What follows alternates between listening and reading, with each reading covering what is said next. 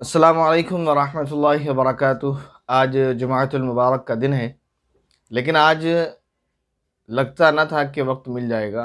बस अल्लाह ताला की मदद से और बहुत कोशिश करने के साथ आपके लिए वक्त निकाला है कि आपके सामने आपके सवालों के जवाबात दिए जाएं।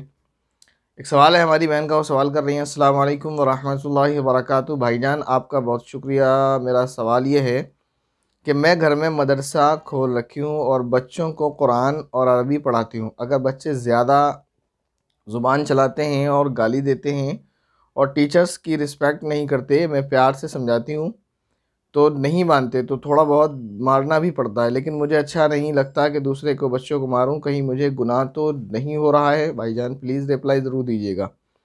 मैं परेशान हूँ, अल्लाह ताला से दुआ कीजिए कि मैं आपकी और एम कासमी भाईजान का वीडियो चैनल तजुर्बा मिला है।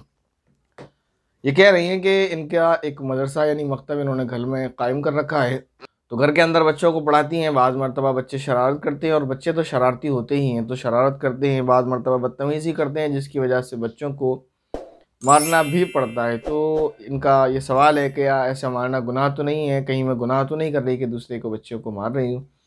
देखिए, बच्चे अगर प्यार से ना माने तो उन्हें डराया जाए, मारने से ज़्यादा उनको डरा कर रखा जाए, धमका कर रखा जाए। अगर उससे मान जाते हैं तो बहुत बेहतर है, वरना अगर उनको आप मारते हैं तो बतौर तंबीह के और उनको अदब और तमीज़ सिखाने के लिए, तो उनको चेहरे पर ना मारें और डंडी से ना मारें, हाथ से मारें और पीठ वगैरह पर, कमर पर आहिस्ता मारें। लेकिन मारने से ज़्यादा रौब और दबदबा रखें, और फिर भी कोशिश ये करें बच्चे को मारा ना जाए। लेकिन बच्चे क्योंकि शरारती होते हैं, तो करना पड़ता है बच्चों को धमकाने और थोड़ा सा डराने के लिए। तो हाथ का चेहरे पर इस्तेमाल ना करें और लकड़ी वगैरह का इस्तेमाल ना करें। और ख़ैर अल्लाह ताला से दुआ करते रहें कि कभी कभी ऐसा होता है कि हाथ भी ज़ोर से पड़ जाता है, तो दुआ तो करते ही रहें अल्लाह से कि जिनको जो मारा जा रहा है कोई दुश्मनी नहीं है, और अदब और एहतराम है। और दूसरी चीज़ ये और शुरू कर लें, जो हमने अपने मकतब में शुरू की थी छोटे बच्चों के लिए, कि उनको आप वो कुछ रूल्स बना कर दें कि बच्चे अगर चुप रहेंगे, पूरा 1 घंटा बात नहीं करेंगे, बोलेंगे नहीं, तो उनको ये इनाम मिलेगा। जैसे 2 रुपये वाला बिस्किट है, 1 रुपये वाला बिस्किट है, 5 रुपये वाला बिस्किट है। अलग अलग कंडीशंस पे अगर आप ये काम को नहीं करेंगे, यानी इस बुरे काम से बचेंगे, तो आपको ये इनाम मिलेगा। फिर आप अगर ये काम और नहीं करेंगे, जैसे आप शरारत भी नहीं करेंगे, तो फिर आपको ये मिलेगा। आप टीचर्स की रिस्पेक्ट करेंगे तो फिर आपको ये मिलेगा। इस तरह के आप इनामात बच्चों के साथ रखेंगे तो इंशाल्लाह ये भी काम ज़रूर देंगे। हमारे एक भाई हैं शहबाज खान, उनका सवाल है, कब्र पर जाकर क्या करना चाहिए? अपने माँ या बाप वगैरह की कब्र पर। अगर कोई शख्स अपने वालिदैन की कब्र पर जाता है तो बहुत अच्छी बात है, वालिदैन की कब्र पर जाना चाहिए। और जाकर सबसे पहले तो अगर उस कब्र की मिट्टी बिगड़ी हुई हो तो उसको हमवार कर दे, दुरुस्त कर दे। और वालिदैन के लिए जो है ईसाले सवाब करें, घर बैठ कर भी कर सकते हैं, लेकिन आप कब्रिस्तान जाते हैं तो वहाँ जाएं भी, वहाँ बैठ कर भी आप कुरान करीम की तिलावत करें, पढ़ें, पढ़कर बख्श दें, तो इसमें कोई हर्ज नहीं है। हमारे एक भाई हैं रायन गुरु, वो सवाल कर रहे हैं, मैं मुफ्ती अमीर मुआविया कासमी का यूट्यूब चैनल इस्लामिक जोन 1 साल से जुड़ा हुआ हूँ, उनकी सारी वीडियोस मैंने देखी हैं। मैंने उनसे कई बार सवाल किया, जवाब नहीं मिला। ये शेयर मार्केट का बिजनेस करना कैसा है, पैंट शर्ट बनाना और बेचना कैसा है? इनके 3 बातें हैं इसमें। पहला ये कि इन्होंने सवाल का जवाब नहीं दिया, सवाल किया, जवाब नहीं मिला। तो देखिए, ऐसा हो सकता है क्योंकि एक के बाद एक बहुत सारे सवालात आते हैं, तो सवाल नज़र में नहीं आता है, रह जाता है। तो ऐसा ना सोचा करें कि देखकर जवाब नहीं दिया, ऐसा हो जाता है कि सवाल नज़रों में ना आए। दूसरी बात यह है कि शेयर मार्केट के बिजनेस के ताल्लुक से आपने सवाल किया है, तो इसमें कुछ तफसील है, इंशाल्लाह इस पर मुकम्मल वीडियो बनाया जाएगा। बहरहाल दूसरा आपका सवाल है पैंट शर्ट बनाना और बेचना कैसा है। तो जो फिटिंग की, स्किन फिटिंग की पैंट बनती हैं, जिसमें बदन की साख्त यानी बनावट नज़र आती है, या कुछ ऐसी शर्ट पैंट बन रही हैं जो शॉर्ट होती हैं, ऊपर से भी छोटी होती है, नीचे से भी छोटी होती है, कि जिससे सतर का हिस्सा नज़र आता है। ख़ास तौर पर लड़कियों की पैंट इस तरह की बनाना और बेचना बिल्कुल जायज़ नहीं, दुरुस्त नहीं है। लेकिन अगर वो पैंट शर्ट वगैरह ऐसी हैं कि उसको पहनने के बाद बदन की साख्त, बदन की बनावट और बदन का हिस्सा नज़र नहीं आता, तो फिर उसको बेचने में भी कोई हर्ज नहीं है और उसकी कमाई भी हलाल होगी। बहरहाल शेयर मार्केट वाला आपका जो सवाल है, उस पर इंशाल्लाह मुकम्मल वीडियो बनाया जाएगा। हमारी एक पता नहीं बहन है कि भाई हैं, अजीब नाम है, देवराम देव, इनका सवाल है, मुफ्ती साहब क्या गुस्ल करने के बाद तौलिए से पहुंच सकते हैं? जी बिल्कुल पहुंच सकते हैं, कोई अर्ज नहीं है। हमारी एक बहन सवाल कर रही हैं, मुफ्ती साहब आपके बयान से बहुत कुछ सीखने को मिला, इन बातों की हमें आधी अधूरी जानकारी थी। आगे सवाल है, आप एक वीडियो क्लिप ज़रूर डालें कि अगर हमारी नमाज दिन में किसी वजह से क़ज़ा हो तो हम पाँचों वक्त की नमाज इशा के बाद क़ज़ा अदा कर सकते हैं, इसके बारे में। देखिए, अगर किसी की नमाज़ रह जाए, पहले तो कोशिश करें कि नमाज़ क़ज़ा नहीं होना चाहिए किसी भी तरह से। ऐसा कोई इमरजेंसी काम क्या है, कभी कभी ऐसा शायद हो जाता हो सफ़र की वजह से, किसी वजह से। कोशिश तो ये करें हमेशा कि हर नमाज़ अपने वक्त पर पढ़ें। लेकिन अगर किसी भी वक्त से नमाज़ रह जाती है तो इशा का ही वक्त खास नहीं, जब भी आपको वक्त मिले और जितनी नमाज़ें आपकी ज़िम्मे क़ज़ा हैं, सारी नमाज़ें आपको फ़ौरन अदा कर लेनी चाहिए। हमारी एक बहन है, हम सवाल कर रही हैं, अस्सलाम वालेकुम मुफ्ती साहब, मेरा सवाल ये है कि क्या गैर मुस्लिम से वाटर टैंक क्लीन करवा सकते हैं? क्या गैर मुस्लिम से टैंक क्लीन करवाने से टैंक नापाक हो जाती हैं? मेरा दूसरा सवाल ये है कि अगर नमाज के दौरान उंगली छिटकाने से क्या नमाज टूट जाती है? उम्मीद है मेरे सवालों का जवाब ज़रूर मिलेगा। जज़ाकल्लाह। बिल्कुल मिलेगा। पहला सवाल है कि वाटर टैंक गैर मुस्लिम से साफ़ करवाना कैसा है, यानी पानी का टैंक। तो मेरे हिसाब से तो नहीं करवाना चाहिए, इसलिए कि वो आमतौर से पाकी का ख्याल नहीं रखते। लेकिन अगर उनके बदन पर कहीं निजासत न लगी हो, वो पाक हो, तो फिर वो अगर साफ़ करें। यहाँ मुस्लिम और गैर मुस्लिम की बात नहीं है। अगर मुसलमान भी है और वो नापाक है, उसके बदन पर नजासत और गंदगी और नापाकी लगी हुई है, तो उससे भी अगर टैंक साफ़ करवाएंगे तो नापाक हो जाएगा। और अगर कोई गैर मुस्लिम है और पाक है, उसके बदन पर कहीं निजासत और गंदगी नहीं लगी हुई है, उसका बदन पूरी तरह से पाक और साफ़ है, तो अगर वो वाटर टैंक को क्लीन करेगा तो वो पाक ही रहेगा, नापाक नहीं रहेगा। लेकिन क्योंकि अमूमी तौर पर गैर मुस्लिम लोग पाकी का ख्याल नहीं करते, क्योंकि उनके यहाँ सफाई का तसव्वुर तो होता है, पाकी का तसव्वुर नहीं होता। पाकी और सफाई दो अलग अलग चीज़ें हैं। तो पाकी का तसव्वुर उनके यहाँ नहीं होता, सफाई का तो होता है। तो बहरहाल ये है कि मुस्लिम किसी से ही करवाना चाहिए, क्योंकि आमतौर पर मुसलमान पाक ही रहते हैं। दूसरा सवाल है, अगर नमाज के दौरान उंगली छिटकाने से, नमाज के दौरान अगर आप एक दो मरतबा उंगली छिटका लें तो ये मकरूह है, और अगर बार बार आप इस तरह करते रहेंगे तो नमाज फासिद हो जाएगी, ख़त्म हो जाएगी, आपको नमाज दोबारा पढ़नी होगी। एक सवाल है हमारे भाई शहजाद अंसारी का, वो सवाल कर रहे हैं, मुफ्ती साहब दाढ़ी रखने की उम्र क्या है? प्लीज़ रिप्लाई करें या एक वीडियो बनाएं। दाढ़ी रखने की वही उम्र है जब दाढ़ी निकल आए। दाढ़ी रखने निकल आने के बाद उसको काटना ही नहीं चाहिए, चाहे आपकी दाढ़ी 50 साल की उम्र में निकले, चाहे आपकी दाढ़ी 15 साल की उम्र में। दाढ़ी की उम्र वही है जब दाढ़ी पैदा हो जाए, बस उस वक्त से आपको दाढ़ी रखना है। कोई ऐसी कैद नहीं है कि आप 20 साल के बाद या 25 साल के बाद दाढ़ी रखेंगे। जब आपकी दाढ़ी निकल आए उसी वक्त से आपको दाढ़ी रखना है। अगर आप दाढ़ी काटते हैं तो आप गुनहगार होंगे। इसके बाद सवाल है, हमारी एक बहन का सवाल करने, मुफ्ती साहब बहुत अच्छे से समझाया आपने, मेरे लिए ख़ास दुआ करें अल्लाह रब्बुल इज़्ज़त की बारगाह में। मेरे शौहर पिछले 14 महीने से तकरीबन बेरोज़गार हैं, मैं भी उनके लिए बहुत दुआ करती हूँ, सूरह वाक़िया की भी रोज़ तिलावत करती हूँ। आप भी प्लीज़ मेरे हक़ में दुआ कर दें।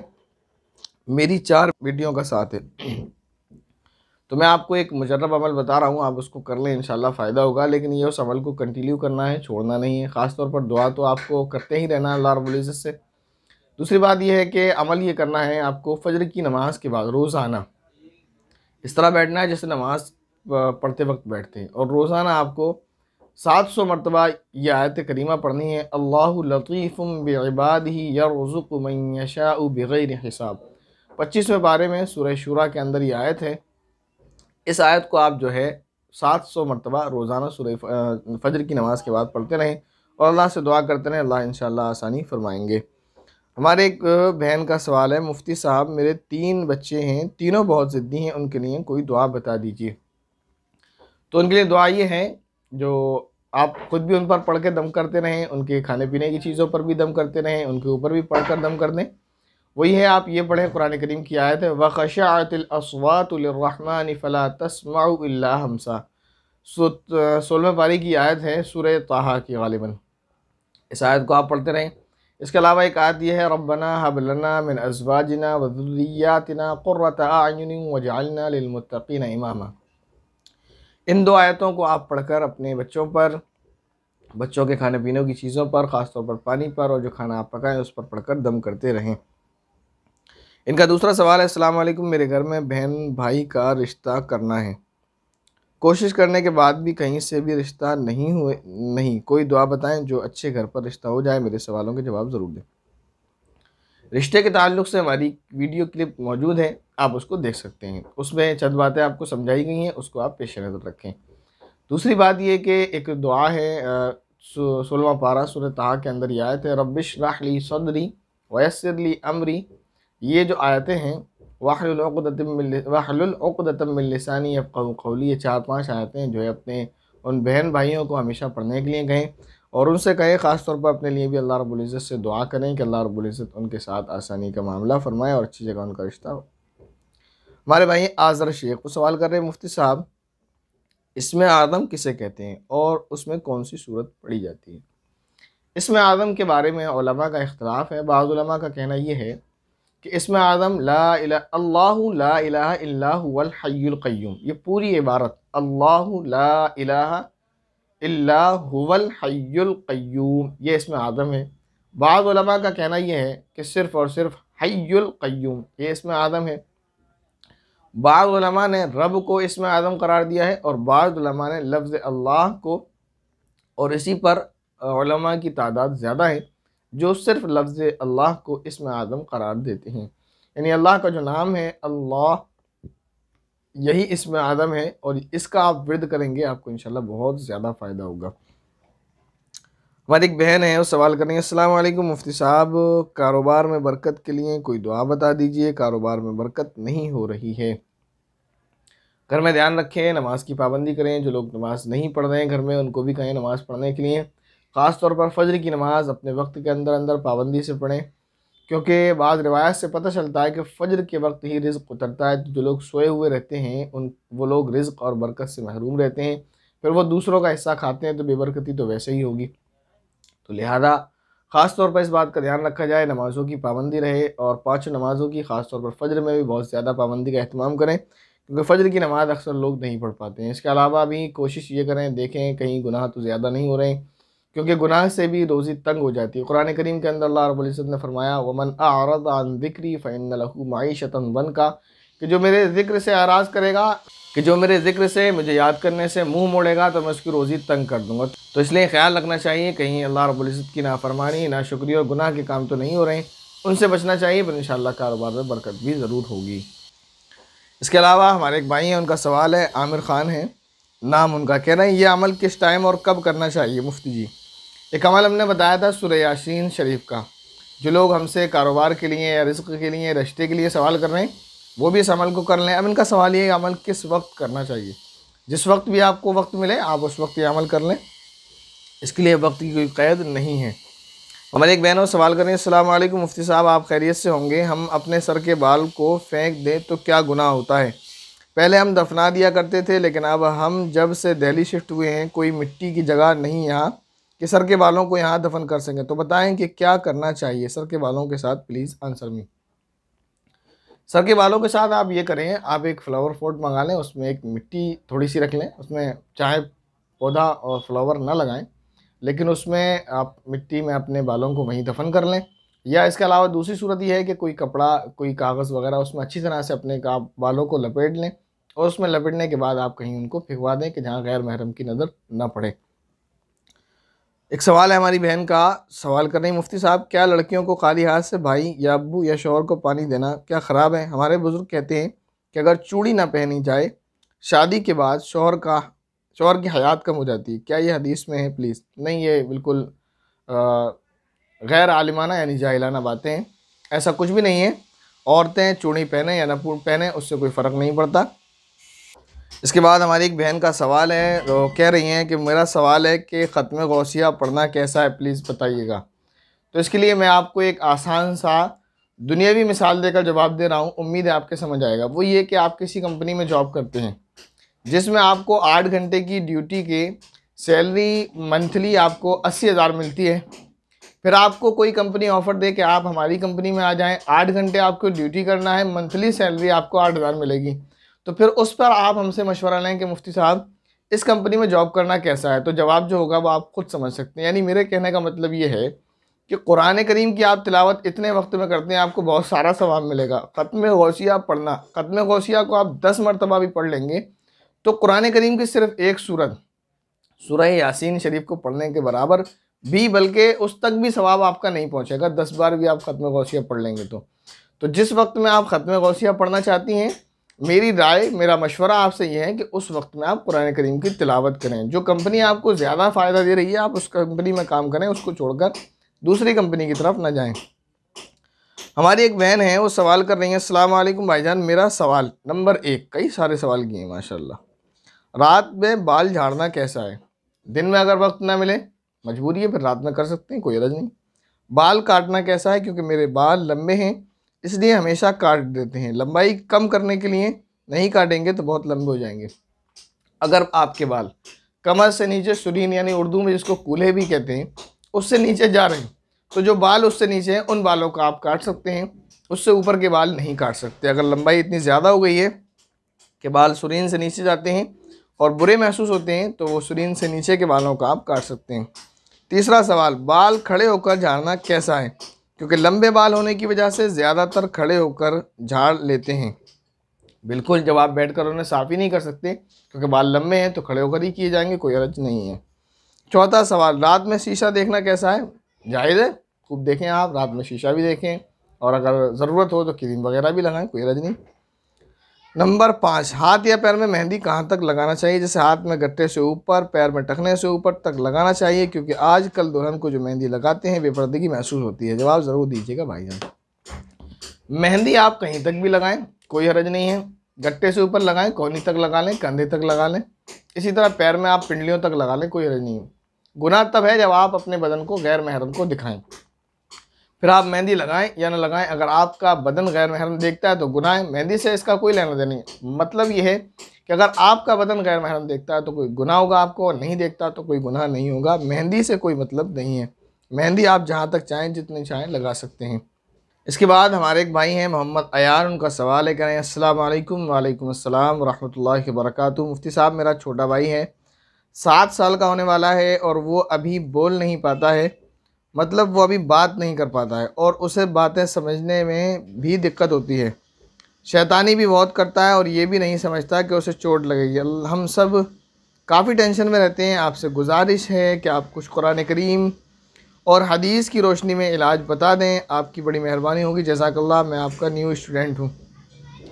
तो सबसे पहले तो बच्चे के लिए आप दुआ करें। दूसरी बात ये कि बच्चे के ऊपर आप कुरान करीम की आयतें, सूरह फलक, सूरह नास और इसी तरह सूरह फातिहा और कुरान करीम के 29वें पारे की सूरह कलम की आयत व इन यकादुल्लज़ीना कफ़रू, यहाँ से लेकर सूरत के ख़त्म तक 2 आयतें हैं। ये 2 आयतें तरतीब ये होगी कि पहले आप 3 मरतबा सूरह फातिहा पढ़ेंगे, फिर 3 मरतबा इस आयत को पढ़ें, फिर उसके बाद दोनों कुल आऊज़ु बिरब्बिल फलक, कुल आऊज़ु बिरब्बिन नास 3 मरतबा, फिर उसके बाद 3 मरतबा सूरह फातिहा पढ़कर बच्चे के ऊपर दम करते रहें, अल्लाह से दुआ करते रहें। और हम भी दुआ करते हैं और अपने तमाम देखने वालों से कहते हैं कि आप सभी इस प्यारे से बच्चे के लिए दुआ करें कि अल्लाह रब्बुल इज़्ज़त इस बच्चे को अच्छा ज़हन नसीब फरमाए और इसकी उम्र में बरकत अता फ़रमाए, इसको गोयाई अता फ़रमाए और ऐसी ज़ुबान अता फ़रमाए कि जिसके ज़रिए कुरान करीम की बेहतरीन अंदाज से तिलावत करे और दीन तबलीग और दीन की इशाअत करे, दीन की तबलीग करे और उसकी इशाअत करे, लोगों को दीन इस्लाम की तालीम दें, उसको आलिम बनाए। एक सवाल है हमारी बहन का, करें हमारा एक सवाल है, हमें कुछ ऐसा सुना है कि अगर नमाज हमारे मुसल्ले का रुख नमाज़ पढ़ने में अलग हो जाए लेकिन हमारा रुख बिल्कुल काबा शरीफ की तरफ हो तो क्या नमाज हो जाएगी? प्लीज़ आंसर दीजिए। बिल्कुल आपका रुख होना चाहिए, आपके मुसल्ले का रुख कहीं भी हो आपकी नमाज हो जाएगी। जैसे मान लेते हैं मेरे ठीक सामने काबा है और ये मुसल्ला है और यहाँ पर कोई बंदा खड़ा है नमाज़ पढ़ रहा है और उसका मुसल्ला यूँ भी अगर घूम जाएगा और उसका रुख सीधा काबे की तरफ है तब भी उसकी नमाज़ हो जाएगी। मुसल्ले का रुख काबे की तरफ होना ज़रूरी नहीं है, नमाजी का रुख काबे की तरफ होना चाहिए। हमारे एक भाई का सवाल है, वो कह रहे हैं कि अस्सलाम वालेकुम मुफ्ती साहब, पैसे रुकते नहीं, मैं क्या करूं, पढ़ने को बताएं। मेरे पास मानो 100 रुपये हो या 500 रुपये हो सब खर्च हो जाते हैं, तो इसमें आप ख्याल रखें थोड़ा सा पढ़ने के लिए। तो यह है कि आप ये अमल करें, आपके पास जितना पैसा हो उसका 10% 20% जो भी आपसे हो सकता है ज़रूरतमंदों को, चाहे मस्जिद में, मदरसे में या किसी ज़रूरतमंद शख्स को, मिस्कीन को, मोहताज को, गरीब को आप सदका करने लगें। इंशाअल्लाह आपके पैसे में बरकत होगी। जब पैसे में बरकत होगी तो रुकेगा। हमारे एक भाई हैं वो सवाल कर रहे हैं, और मुफ्ती साहब कुरान करीम में जितने भी बिमुसैतिर लिखा हुआ है उनके बारे में बताएं कि कहाँ सीन के साथ पढ़ना है, कहाँ स्वाद के साथ पढ़ना है। इंशाअल्लाह जब ये क्लिप यानी स्पेशल कुरान क्लासेस आगे चलती रहेगी तो उसमें ये बात ज़रूर आ जाएगी कि कहाँ पर बिमुसैतिर सीन के साथ पढ़ना है और कहाँ पर बिमुसैतिर स्वाद के साथ पढ़ना है। हमारी एक बहन है वो सवाल कर रही हैं, अस्सलाम वालेकुम मुफ्ती साहब, क्या तीसरे महीने में भी अगर मिसकैरेज हो जाए तब भी वो बच्चा पहचानेगा अपने माँ बाप को? जी, वो बच्चा अपने माँ बाप को पहचानेगा और माँ बाप की सिफारिश करेगा, माँ बाप को जन्नत में लेकर दाखिल होगा। लेकिन शर्त यही है कि माँ बाप ने सब्र का मुज़ाहरा किया हो, माँ बाप ने कोई ऐसा काम ना किया हो जिसकी वजह से उन पर जहन्नम वाजिब हो चुकी हो। हमारी एक बहन है, वो सवाल करनी है, मुफ्ती साहब मेरा सवाल ये है कि नमाज पढ़ के सब सलाम करते हैं घर वालों को ही, तो क्या सही है? और मतलब ये क्या करना सुन्नत है? नमाज़ पढ़ने के बाद इनके यहाँ रिवाज ये है कि नमाज़ पढ़ने के बाद एक दूसरों को, घर वालों को सलाम करते हैं। तो ये पूछ रही हैं क्या ऐसा करना सुन्नत है? जी बिल्कुल सुन्नत नहीं है। न ये अमल कभी नबी पाक सल्लल्लाहु अलैहि वसल्लम ने किया, न सहाबा ने किया, न सलफ़ सालिहीन से साबित है, न किसी आलिम ने आज तक किया, बल्कि ये रिवाज है महज़। दीन इस्लाम से इसका कोई ताल्लुक़ नहीं है। ऐसा न करना बेहतर है, इसलिए कि आगे दीन का हिस्सा बन जाएगा और लोग इसको ज़रूरी समझने लगेंगे। जैसे आपने ये सवाल किया कि सुन्नत है, शायद आपका ज़हन यहाँ तक पहुँच गया कि शायद ये करना दीन का हिस्सा है, सुन्नत है तो ऐसा करना चाहिए। आने वाली नस्ल इसको फ़र्द या ज़रूरी समझने लगेगी, लिहाजा इससे बचना चाहिए। हमारी एक बहन है, सवाल कर रही, मुफ्ती साहब दुआ करो मेरे लिए नेक रिश्ता मिल जाए, निकाह हो, ये बात चल रही है, रिश्ता पक्का हो जाए, प्लीज़ दुआ करें। आपके लिए भी यही है, सूरह ताहा की आयत का आप विर्द करें जो आपको बताई गई हैं इससे पहले इस वीडियो में दूसरे भाई को। एक बहन सवाल कर रही है, अस्सलाम वालेकुम मुफ्ती साहब आप खैरियत से होंगे? हमारा सवाल ये है कि गैर महरम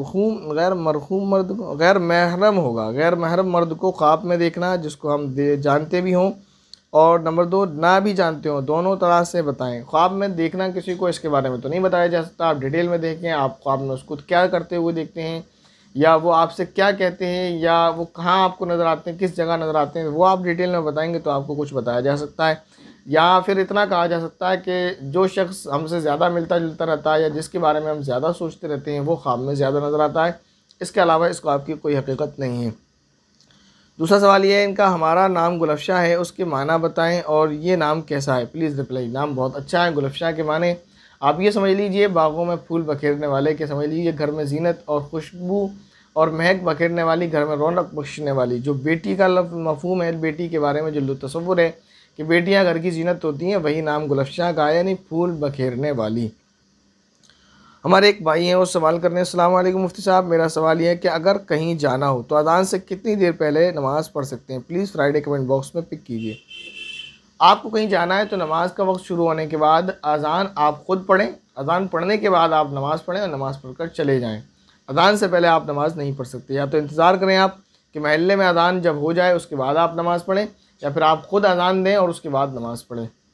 आज की वीडियो में इतने ही सवालात को हम पिक कर पाए हैं। इंशाल्लाह नेक्स्ट वीडियो में बाकी सवालात के जवाबात आपके सामने पेश किए जाएंगे। दुआ करते रहें मेरे लिए भी और तमाम मुसलमानों के लिए भी। ये जो सवालात आते हैं, बहुत सारी बहनें हैं, बहुत सारे भाई हैं, कोई रिश्ते के लिए सवाल करते हैं, कोई किसी की कारोबार की परेशानी है, तो हम सब बहन भाइयों की ये ज़िम्मेदारी है कि हम भी दुआ करें, आप भी उनके लिए दुआ करें। अल्लाह रब्बुल इज़्ज़त तमाम उम्मत मुस्लिमा की परेशानी को दूर फरमाए, आमीन। अस्सलामु अलैकुम व रहमतुल्लाहि व बरकातुहू।